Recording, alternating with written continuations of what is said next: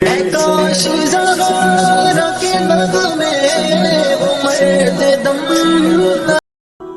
بھائی نے سوال کیا ہے کہ ہمارے ہاں جرسی نسل کی گائیں بہت زیادہ پائی جاتی ہیں، جس وجہ سے ہم قربانی بھی جرسی گائے کی کرتے ہیں۔ تو اس کے بارے میں مسئلہ یہ اس نے دریافت کیا کہ کیا اس کی قربانی جائز ہے یا ناجائز ہے، اور دوسری صورت میں اس کا دودھ پینا جائز ہے یا ناجائز ہے۔ اس میں بعض لوگ کہتے ہیں کہ اس کی قربانی کرنا جائز ہے اور بعض کہتے ہیں کہ ناجائز ہے۔ جو لوگ کہتے ہیں کہ ناجائز ہے تو وہ دلیل یہ دیتے ہیں کہ یہ جو جرسی نسل کی گائے ہے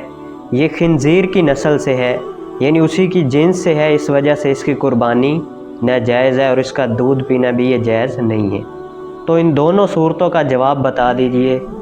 دیکھیے، اس کا فتاوی عالمگیری کے اندر جواب یہ دیا کہ جو جانوروں کی ماں ہوتی ہے اس کا اعتبار کیا جاتا ہے۔ تو فتاوی عالمگیری کے اندر جو بیان کیا گیا ہے وہ یہ ہے کہ جو جرسی گائے اور بیل ہے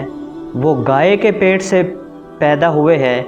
تو اس وجہ سے ان کی قربانی کرنا بھی جائز ہے اور ان کا دودھ پینا بھی جائز ہوگا۔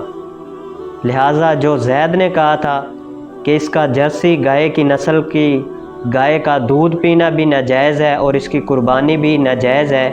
تو اس صورت میں زید کا جو قول ہے وہ غلط ہوگا، اور بکر نے جو کہا تھا کہ اس کا گوشت اور دودھ پینا جائز ہے اور قربانی بھی جائز ہوگی، تو اس صورت میں بکر کا قول جو ہے وہ درست ہوگا۔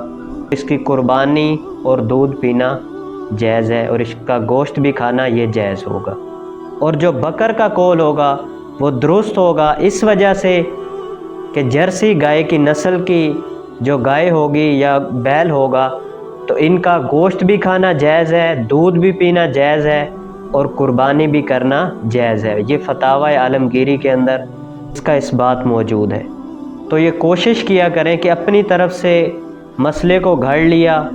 تو اس صورت میں یہ مسئلہ بیان کر دینا اور لوگوں کو